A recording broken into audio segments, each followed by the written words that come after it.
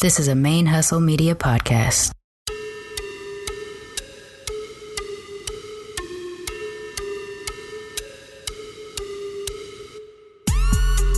All the way from the A, you listen to my favorite lesbian on BRQ. Hey, stay locked in with your favorite lesbian on Black Radical Queer.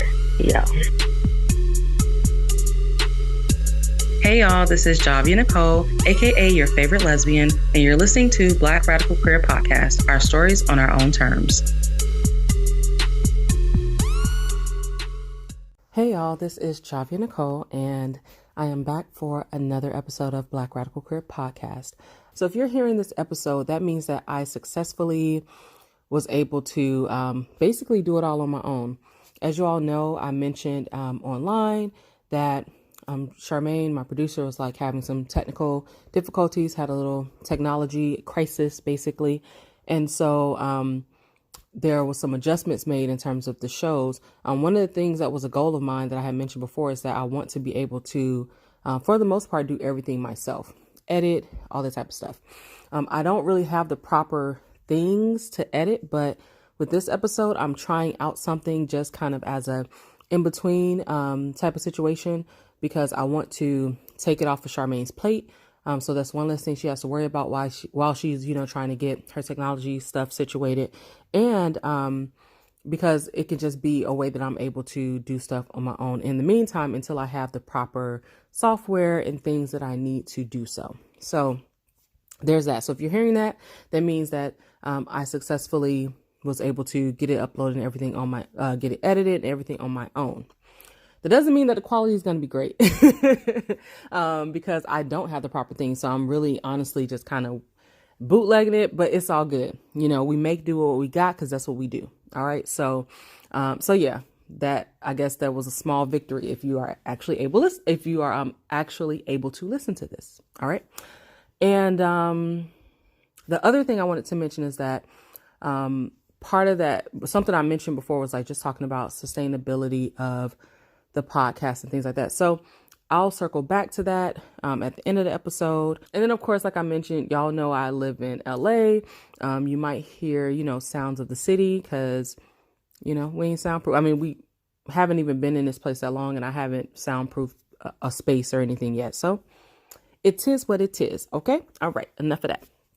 So let me jump right into the topic. All right. What I want to talk about today is what I call the forgotten intersection. Now, of course, y'all know BRQ, the crux of this podcast is intersectionality and talking about how all these identities we have intersect and how that impacts our experience in the world, how we navigate the world, how the world perceives us and all types of things. So what I consider to be kind of the forgotten intersection is ability. So disability, ability,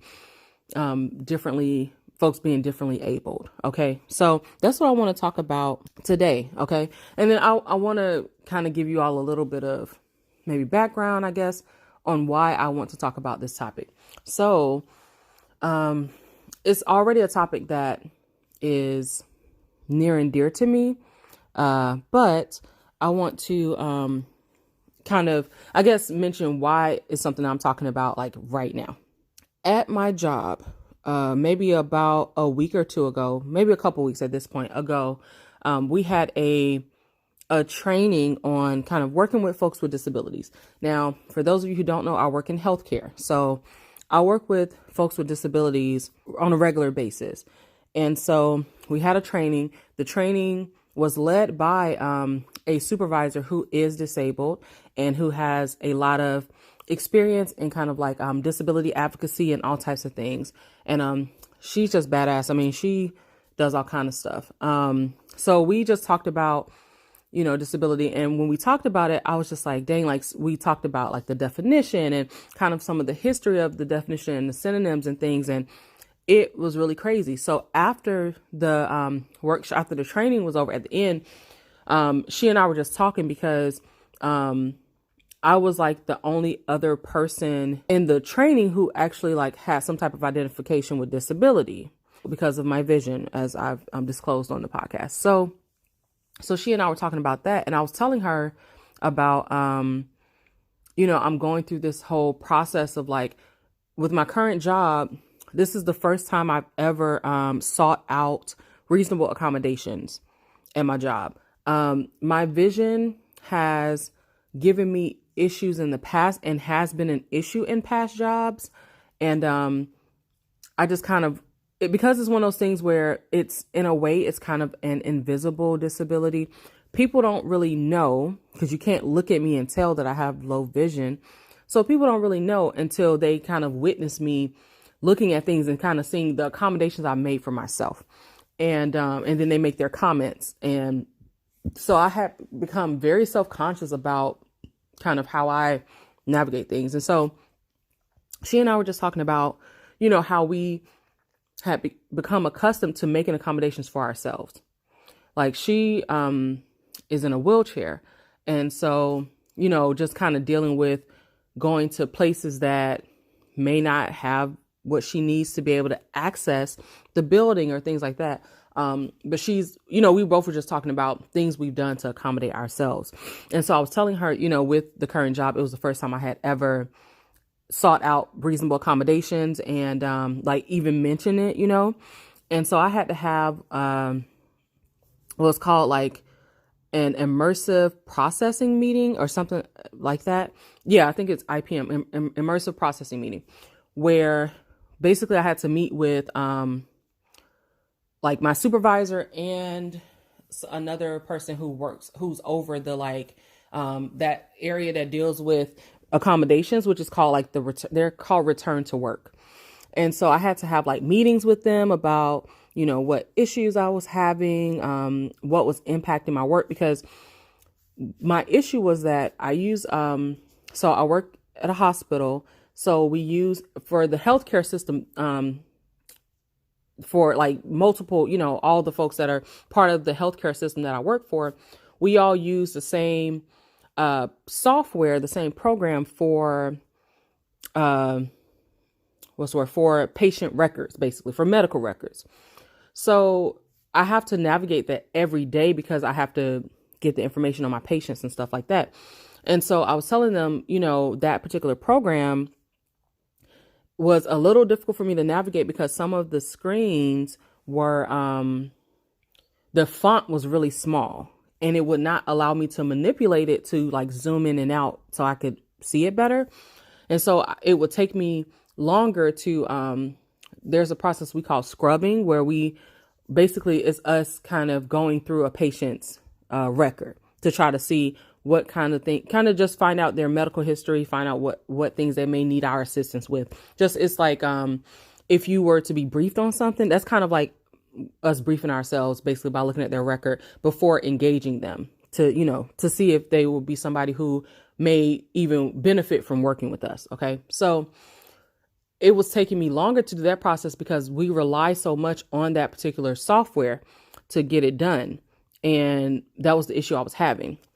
So initially I just kind of like squinted through it, you know, and I was really struggling. I was starting to get like headaches and stuff.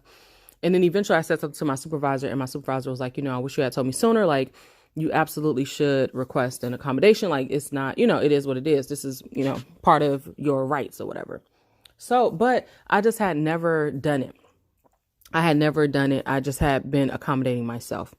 So that's just because of like the world that we live in is not structured in a way that just kind of like inherently accommodates different ability levels. It's just like, just makes this assumption about what a baseline of ability is for people. One of the examples in the training that really tripped me out, and that I feel like is very simple, but it really illustrates this point of like accommodations and things like that. So there was like a comic that we were given, and the comic shows like some kids waiting to get inside of school. And so it's like snow or whatever outside. And so they show like, I guess, a janitor or whoever shoveling snow. So there's like on one side of the entrance, there's a ramp, and on the other side, there's stairs. And the janitor is like shoveling snow off the stairs. And then there's a kid in a wheelchair, and the kid is like, you know, asking about like when they're going to shovel the snow off the stairs. And then the janitor is like, oh, you know, I'll get around to it. Let me finish the stairs first because the person in the wheelchair was asking when they were going to shovel the snow off the ramp. Sorry. So yeah, the janitor was like, I'll get around to it as soon as I finish shoveling the snow off the stairs, because there's way more kids that need to use the stairs than there are, to use the ramp. But the kid was like, well, if you just shovel the snow off the ramp, we can all go in. And I thought that was very simple, but such a great way to illustrate that point, because making accommodations for disabled folks does not do a disservice to other people. There are things that everybody can benefit from, and I'll, circle back to that. But anyway, so that's just kind of like an introduction on why this topic even matters to me. I mean, I am someone who identifies myself as having a disability. I have a progressive eye condition. It is just, totally out of my control. It did not really cause me any issues up until I was about 16. I had 20/20 vision up until around the age of 16. Around 16, I was diagnosed with astigmatism, but my vision was still fairly fine. At the age of 19, I was diagnosed with keratoconus, which is the eye condition I have, and it's like it impacts my corneas. So I have, been dealing with this for over 10 years. And over that whole time, I've honestly been, initially I wore glasses, but it's a progressive eye condition. So glasses, is progressed to the point where glasses don't really make a difference for me. The level, the degree of basically, I would need glasses that were so strong that it's just they can't actually make them. Okay. They can't, I would not be able to wear them. I would get nauseous. It would throw off my equilibrium to try to actually wear glasses but yeah, they don't even make them in what I would need. So I'm technically legally blind in one eye and have low vision in the other eye.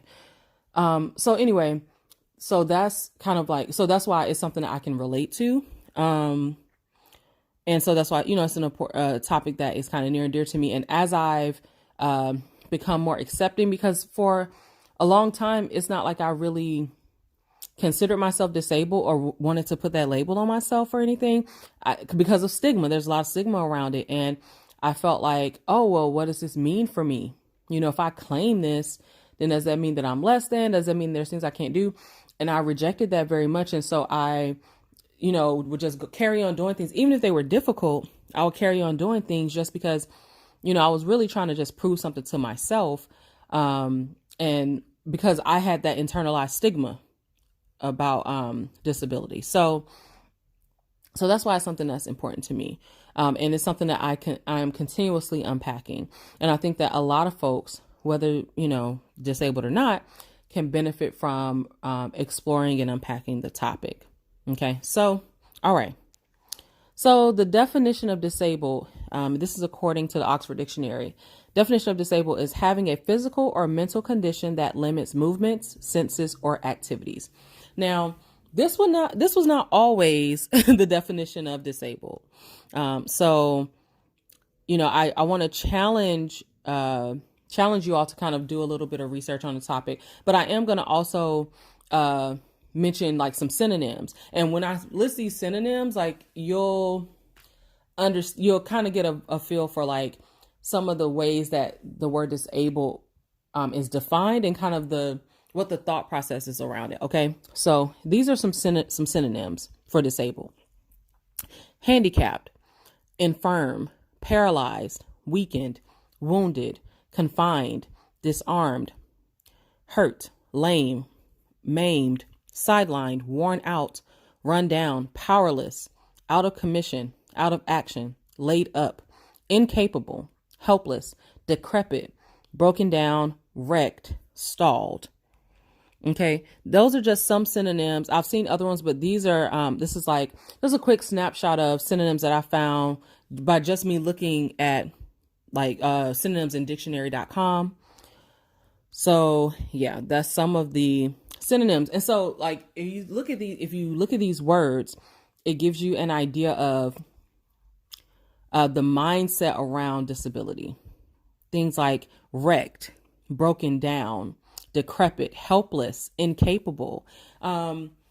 words are loaded, words mean things. And so if that's, if kind of like you think about this definition and these synonyms and how loaded these things are, that's the context that folks are carrying into their interactions with disabled people, right? Because we live in a society that is ableist, which I'll define, and that is, the baseline for ability is based on a very on a very specific kind of like idea of what it means to be able to do things.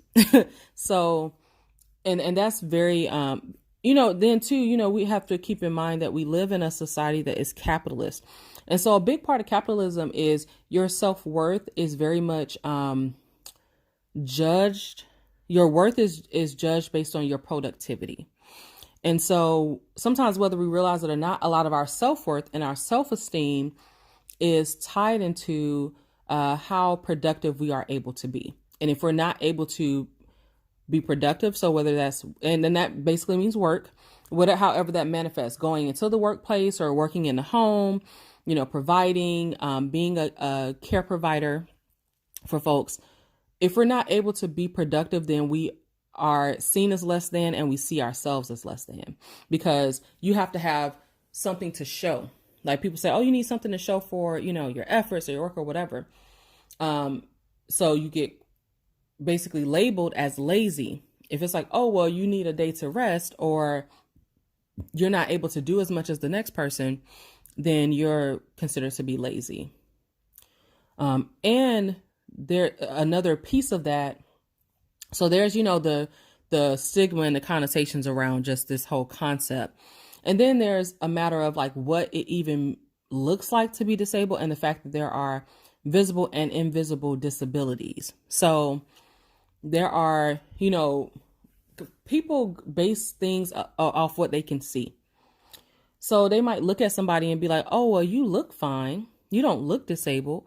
And that's kind of what comes with invisible disability, because then people think that, whether it's accommodations or, accommodations that you are afforded or accommodations that you make for yourself, people may see that as you taking a shortcut or you being lazy or whatever. And they don't know what you have going on. On the other side of that, people with visible disabilities, people will look at them and make snap judgments about what kind of person they are, about what they need. So for instance, the trainer at my job, she's in a wheelchair, and she was saying one of the things that people do is they automatically open the door. Like they automatically assume that she's not able to open the door on her own.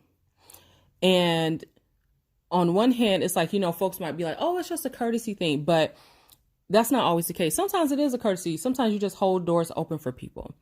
But what makes it different is if you don't typically do that, but then you do that for this person that you see in a wheelchair, then you are making an assumption, and you may, your intention may be good, but intent does not negate impact, and you should not make assumptions. We really can just ask people like, hey, do you need any help, or what can I help you with, or whatever, instead of making that assumption. So that's something that people assume, or people assume that she does not drive, and she absolutely does drive.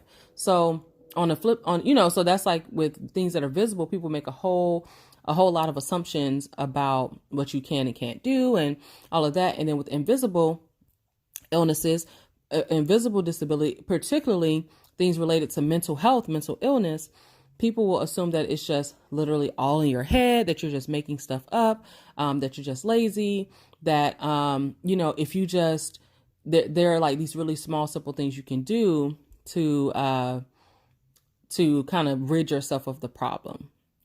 So if somebody has a debilitating mental illness, like for example, depression, y'all already know I've disclosed on this podcast that I am diagnosed with persistent depressive disorder.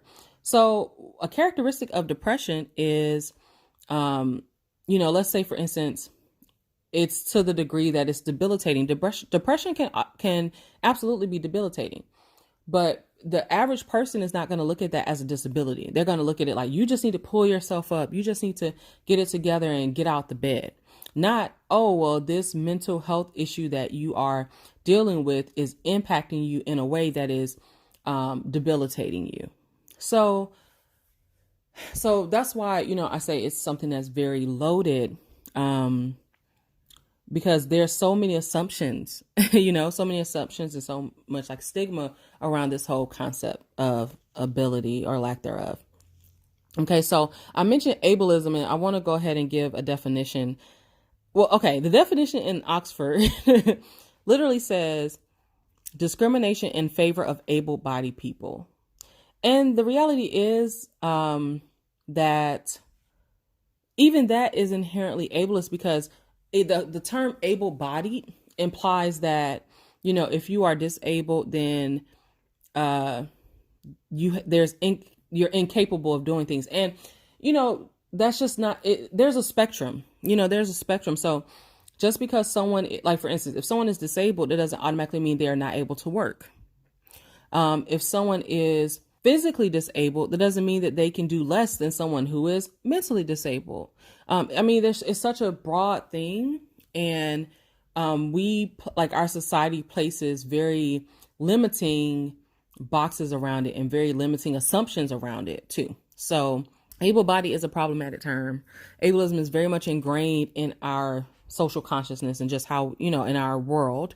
An example of that, so I've been seeing, and it's so funny because before I started recording this episode, I was like, okay, let me go ahead and eat, so I don't want my stomach to be growling while I'm recording. And I'm just scrolling through Facebook, minding my black ass business. So, I come across this post and folks are talking about marijuana, and they're just like, oh, well, there's this little meme, and the meme says, it has like a person holding their hand out, and it has like a cannabis leaf, a marijuana leaf, whatever, on their hand. And it's like, you see a drug, I see medicine. Then it shows a hand holding a pill that says, you see a medicine, I see a drug. We are not the same. Okay, first of all, it's ridiculous. It's silly as hell, but it's ableist because there are some people who require prescription medication to be able to do the things they need to do, function, treat whatever illness they're dealing with. Everybody does not have the option of utilizing natural remedies or weed or whatever to treat whatever it is they're going through. Contrary to popular belief, weed is not a cure-all. I think it has its good uses and stuff like that. Like, I'm not opposed, but it's still very ableist to be like, oh, well, instead of, if someone has chronic pain, because this happens a lot with people who have chronic pain. If they have chronic pain, like, oh, you just need to smoke, or you just need to do this, basically get some type of cannabis in your system instead of them taking the medicine that's working for them. And so it's a very ableist mindset, to have, but it's a very common one. And we really don't realize how ingrained ableism is. I was talking to someone who's like a Facebook friend of mine, and she was saying that she's going to be coming to my area, and she was asking me for some suggestions on things to do. And so I was like, oh, well, here are some things you can do, but let me also give you this information, because I don't know if you or anybody with you needs any particular accommodations, but this place has seating. This place does not have seating.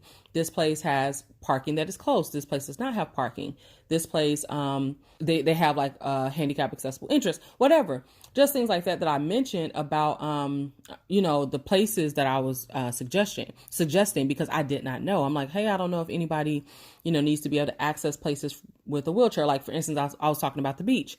I was like, oh, well, I know this particular beach has a ramp, and they have beach wheelchairs and those kind of things. So I'm like, I don't know if anybody needs it, but it's not like it's harmful information. Even if now in that situation, it ended up being helpful, because they didn't ask me that, but they actually did have some things, health things to keep in mind. But even if they didn't, even if, they're just like, hey, we don't need any type of accommodations, it's not like it's going to be harmful information for them to have, about the seating and the parking and all that kind of stuff. It's just information. So it's like, it's not the idea is that it is an inconvenience. Disabled people are made to feel like an inconvenience in our society. It's an inconvenience to accommodate folks who are differently able.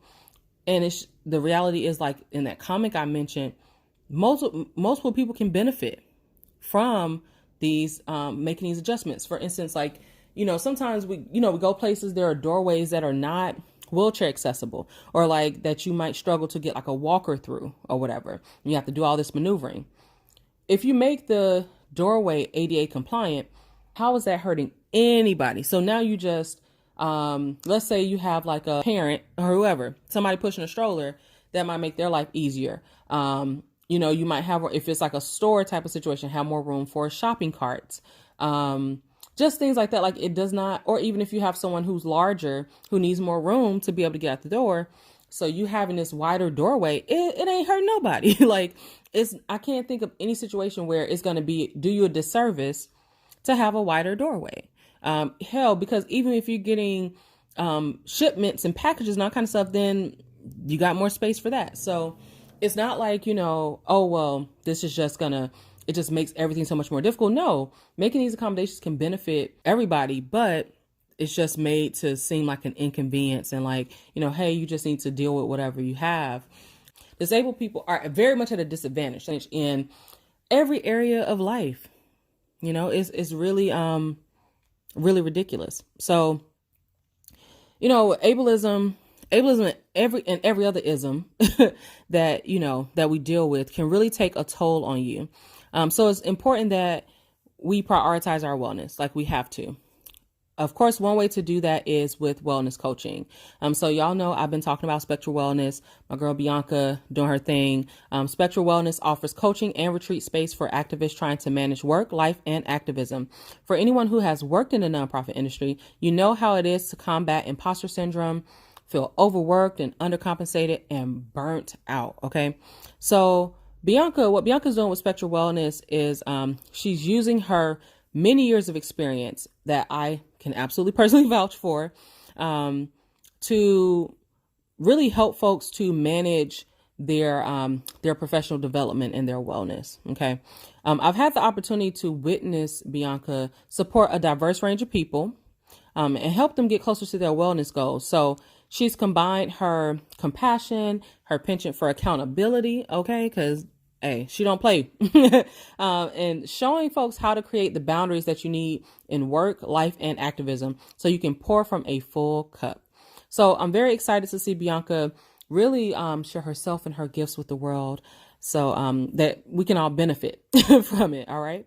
So follow Spectral Wellness on Instagram. So that's at Spectral Wellness. Spectra is SPEKTRA. At Spectral Wellness on Instagram. The first 3 people who follow and DM Bianca with the code hashtag Black Rad Queer, so BLK RAD QWR, will get their first coaching session for 50% off. If you work at a nonprofit, especially a larger one, coaching should be a part of your professional development budget because you do deserve to feel supported at work. We're fighting for justice, and these organizations, especially these larger ones, okay, should be accountable to doing that work internally as well. So get some balance and get some affirmation and get some coaching from Spectral Wellness. All right. So in addition to that, there's another very special time where you may need some special support. All right. It's a very important time. It can be stressful, hectic, anxiety ridden, but very joyous. And that is during childbirth.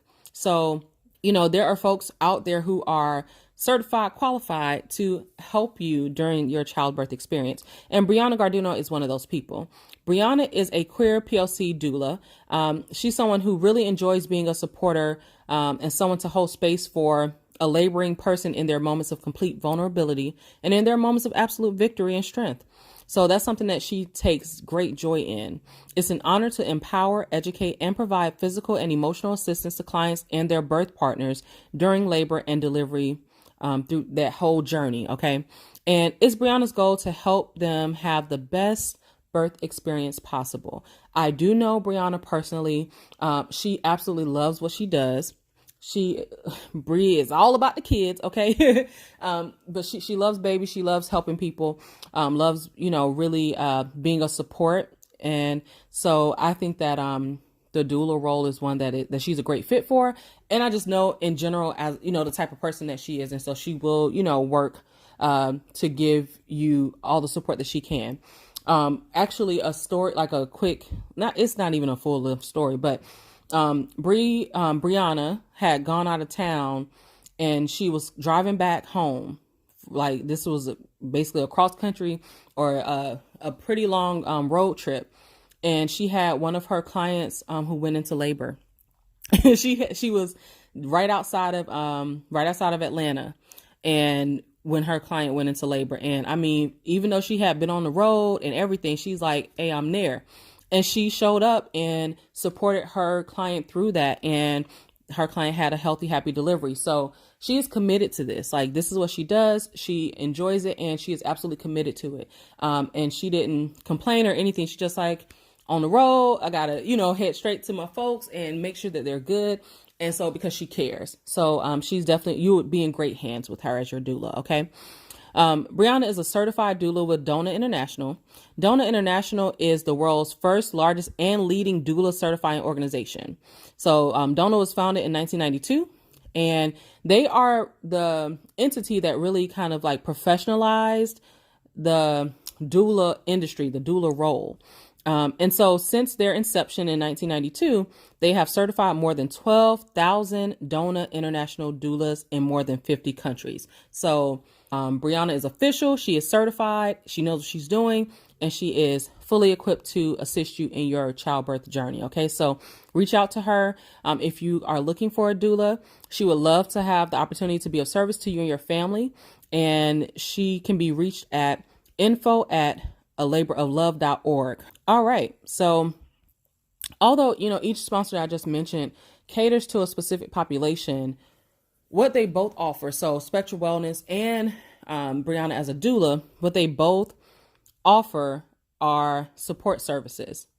But the reality is, since our country is so infused with ableism, that many disabled folks do not get the support that's needed. So a lot of times disabled folks have to choose between like love and marriage and basic necessities. So let's say, for instance, someone is receiving like disability benefits, then a lot of times they can't work and still receive the benefit, or they're very limited at how much they can work. And they are not allowed to have someone live with them, typically, so like a partner, or be married. Like basically they can, you can do those things, but they are at risk of losing their benefits. So it's like basically you're being penalized for wanting to just live a regular life or wanting to live with your partner or whatever. I remember seeing this story where there was this couple, this husband and wife, and the wife was disabled. She was receiving disability benefits. She was told by the state that because her and her husband lived together, she was no longer eligible for disability benefits, and that basically his income would work against her. He did not make a lot of money. This guy he did physical labor, and he was getting older, and so he was not able to do as much physical labor as he had been doing. So his hours were cut and stuff. But just because he had this source of income, they told her she could not keep her disability, and she couldn't afford like her medication and things without that income. So they ended up getting divorced, and he moved out. They still, like maintain somewhat of a relationship, but he had to move. And yeah, they got divorced so she could get her benefits reinstated, which is so ridiculous. So then he's living, they live in a small town, but he lives like a few miles away from her, has a car that, doesn't work super great, but he's like, driving across town to take her to her appointments and stuff. They don't live together, so they're not seeing each other as much as they used to. So that's impacting both of their, just like their moods and just their happiness. So because they were happier together, but she couldn't continue getting her benefits and get the things she needs. So things like that, because that's ridiculous. You shouldn't have to choose between like love and marriage and things like that and your benefits that help you live your day-to-day life. So that's the type of thing, that's the type of situation I'm talking about when I say that ableism is ingrained in our society. And I call, disability the forgotten intersection, because it's not typically at the forefront, and it's one that a lot of times people do not give a lot of attention to. So it's one I wanted to spotlight or whatever today, just because I do think it's very important. And honestly, as I'm kind of just going through my own journey with my vision and everything, it's something that I'm learning more and more about. It's something I'm unpacking more and more and kind of understanding the stigma more and more. And, it's something that we can all benefit from expanding our knowledge on. Folks who are disabled deserve to be able to have a high quality of life and deserve to be treated with dignity and not be treated as an inconvenience. So hopefully, from this episode, you can just kind of go and do your own research. It's a topic that I've mentioned before. I've never gone in depth to in this episode, but it's something that, I know I'll circle back to and that I mentioned before, but it's very important. And because we do have plenty of Black folks who are disabled, plenty of queer folks who are disabled, plenty of Black queer folks who are disabled, and who are having to navigate all those things. For instance, this is something to consider. So we've talked about kind of Black folks' experience in healthcare. Black folks are already perceived to have a higher pain tolerance than other folks, than our counterparts. So let's say you have a disabled person who is in chronic pain, who is assumed to have a higher pain tolerance. So, and they're not getting what they need. They're not getting the pain management they need because they're perceived to have a higher pain tolerance. Or folks who are, do really have some type of disability or something, and they're dealing with chronic pain, and they're just not properly diagnosed or anything because they're just like, oh, well, it's not as bad as you make it seem. It's not impacting you as badly as you're saying. So those intersections matter a lot. And they just impact our day-to-day lives. So that's why it's something for us to be mindful of. We never know who in our lives or whoever, is dealing with like this other layer of isms and things like that. So it's something for us to really be mindful of. I hope that that's something that you do. It's something that I will continue to research and explore and circle back to. But I just wanted to kind of take a moment to at least shine a little light on it today. And I'm sure I probably forgot some stuff because it is a very broad topic and it intersects with so many other things. It really does. I mean, we think about events and stuff like, are these events accessible? I have noticed that in kind of like Black queer spaces that are infused with social justice, they have been making efforts to like be more accessible, and even not just to visible disabilities, like things that impact your mobility, but also to sensory issues, mental health issues, like just trying to be more inclusive and accommodating. And I think that's really, it's really important. And it's really something I hope that it picks up even more because it's not like other people are at a disservice because you're accommodating. It's beneficial. And because even, I shouldn't even have to say like, hey, person without a disability, this doesn't, inconvenience you, but it shouldn't even be like that because as human beings, we should just want for human beings to be able to live with some degree of decency and some degree of like a reasonable quality of life and things like that. It shouldn't have to be like, hey, this won't infringe on you. Just trying to make sure that a diverse range of people can access buildings and access services and have and live the lives that they want to live. So, okay. All right. I'm gonna get off my soapbox on that for the day. So, other than that, thank you to those who are supporting on Patreon. You are greatly appreciated. I'm definitely very grateful for that. Shout out to my sponsors. You are appreciated. I hope that y'all are taking advantage of these services because these really are some awesome people. I don't advertise anybody who I cannot personally vouch for. So that's how that goes. And another thing, just an update on the podcast in general. I've been talking about the sustainability of the podcast. And one of the things around that is kind of the frequency. Now, I will say it is kind of difficult for me to maintain doing weekly episodes just because life. I do want to continue to bring you the podcast. I also have like some live things coming up that I'm looking forward to, and I'm still very much, BRQ, but I'm looking at what's going to be more sustainable for me. So I'm considering a bi-weekly format. So releasing episodes every other week instead of every week or something like that. I'm open to feedback. But I want it to be something that's sustainable. But I do have other goals and dreams for BRQ outside of just the weekly podcast. So, all right, y'all. So that is it for this episode. Hopefully you enjoyed. I know I say a lot, but yeah, I appreciate you listening. Again, shout out to my patrons. Y'all some real ones. That's all I got. I was trying to think of something clever to say, but I ain't got nothing clever to say. So bye, y'all.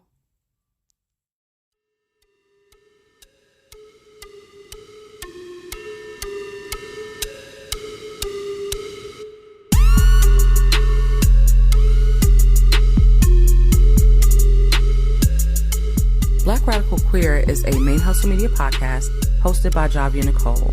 BRQ is produced and edited by Charmaine Fury, and the show's theme music was created by The Brothers Records. You can connect with us on Twitter or Instagram at Black Rad Queer. That's BLK RAD QWR. You can also connect with us on Facebook through the Black Radical Queer Podcast Facebook fan page or the BRQ discussion group. You can get Black Rad Queer merch on teespring.com/Black Rad Queer, BLK RAD QWR.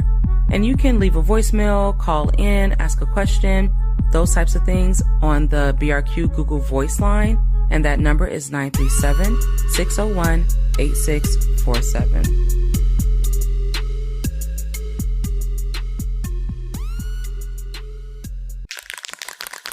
ManeHustle Media. Turn your side hustle into your main hustle.